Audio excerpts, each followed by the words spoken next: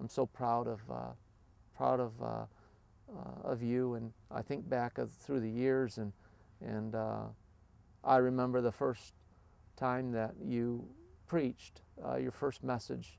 It was in my church, and I can remember just sitting there bursting with pride, and not only that, but just amazed at your grasp of spiritual things and scriptural things, and how you were so gifted, how God's gifted you to deliver those truths. And I'm proud of you that you're using and following after God's call in your life. That makes me so happy and so pleased and so proud. And but our relationship, son, I want you to know, is more than just me looking at you as just another young preacher, but I look at you as a close friend and as my son. And we've had a lot of good times together. I cherish the times that you've come to me and shared your heart, and the times that we've had to talk, the hours that we spent talking just about all different kinds of things, and life, and about spiritual things, about just common sense things. And I'm always glad to see you come up on my caller ID when you call, and it thrills me when you call and ask me for some advice on something, or what do you think about this, Dad? I can remember how important that was to me, even as a young adult, and as a man, to be able to call my dad and to be able to talk to him and ask him things and draw from his wisdom. And now it seems like to be on the receiving end of those calls makes me so proud and so happy that you would think enough of me to call me and to ask my opinion or my advice. And I'm so thankful for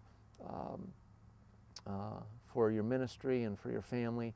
I'm looking forward to, Lord willing, God giving you and Emily some children, and all my kids, Jesse and Mike and Jenny, and all of my kids, Melissa and Paul and Curtis and Callie, all of the kids. I'm looking forward to you as you grow and as you establish families and grandchildren come. And I'm hoping and praying that God would give me life long enough to be around to see those things, and to enjoy those children that I know that God's going to send. And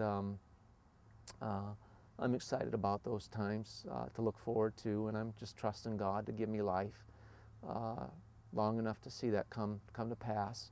And but I want you to know, John, that I so cherish our friendship. I so cherish our relationship, and I am so proud of you. And I trust that you always know that even though I haven't been the best example all the time as your dad, I've always tried to be a good dad to you and be a good example as to what a father should be. And although I've failed a lot of times in that, shown you what a good husband is to be, and I failed a lot in that too. But I just trust that you'll be able to follow after me and be able to learn from even some of my mistakes, learn from those and grow in those, and then also from some of my successes. And I'm so thankful. I'm looking forward maybe one day to you and me being able to share some ministry related activities together. I've always wanted to spend time with you in the mission field and preaching together and different things. And I don't know if those things will come to pass, but those are great things to look forward to. And I just want you to know that I love you no matter what this life deals. God's always faithful, and no matter what happens, I always love you, and you're always close to my heart as my son.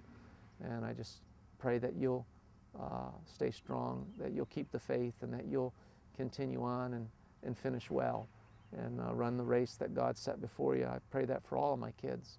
But as one call of God, I especially pray and trust that you'll fulfill that calling that God's placed on your life, and that you will do so with integrity and character and Christian discipline. I know that you will, and I look forward to seeing in eternity to come the great things that how God will use you, and the great things that will come to pass as a result of you yielding your life to Christ And I love you, son, and I trust that these words would be a help to you and encouragement to you. To Paul, man, what can I say about Paul? Paul, my youngest boy, just has brought me such joy in my life, and growing up, Paul especially always brought a laugh and a smile. Always a real knee slapper, as he used to slap his knee when he was a little boy and laugh and throw his head back and laugh and slap his knee. I always used to tease you, Paul, and say that was a real knee slapper, Paul, and you'd just laugh. And so many good memories all the way back to the time that you were just a little toddler and always wanting to play, always loved to play, and all through the years, your love of games and your love of just time with me playing has always meant so much to me, and just a good time together all the time. But whether it was playing basketball out in the backyard or out in the driveway, shooting hoops, going playing tennis together, or any kind of game, even from the time you were just a little boy, going out and playing catch and with a ball or with a frisbee. You always had a ball in your hand, always had something going on, and that always brought a lot of joy to me. And the time that we had growing up, and the special times that we had, and even as a young, an older child, and then as a teenager, the times that we spent together, playing together and just enjoying each other's company, whether we were hunting or whether we were playing paintball, even if you were shooting me in the hind end at close range without warrant. Doesn't matter what we were doing. We always had a good time, and the memories that I have of the good times that we spent together are many, and the times that just it always seemed that maybe that we didn't talk a lot, as far as a lot of lengthy heart-to-hearts, although we've had several. We could always just be together, and we can always just being together, even if it was in silence, or doing something together, hunting or fishing or whatever we were doing together. Not a lot had to be said. It was just good company, and just always sharing a laugh together, and just always a good time.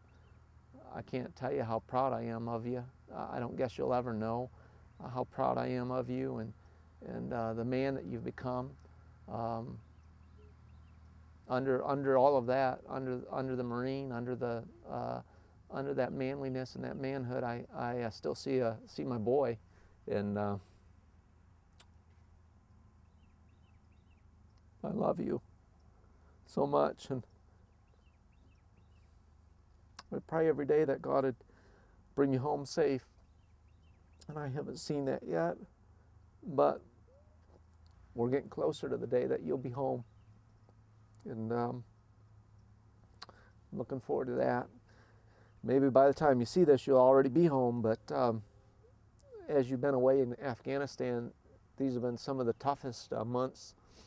I know on you, and I know on your family, especially on your brothers and sisters, your mom and myself. I know it's been especially difficult each day, wondering about your safety, and wondering whether or not we would see you home safe. And although that hasn't happened yet, we are full of prayer and faith and trust that we will see you home, and we will see you home soon. And I just want you to know how much I love you, and how much I am so looking forward to many more times together with you.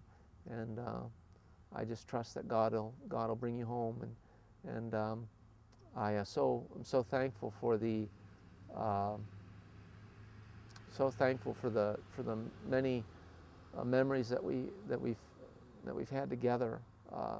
Thinking back, there are just so many times that we've spent together, and so proud of you. It seems like you were always a natural born athlete, and I can remember watching you play ball, especially basketball and soccer, and remembering sitting in the stands or sitting out on the sidelines, thinking how proud I am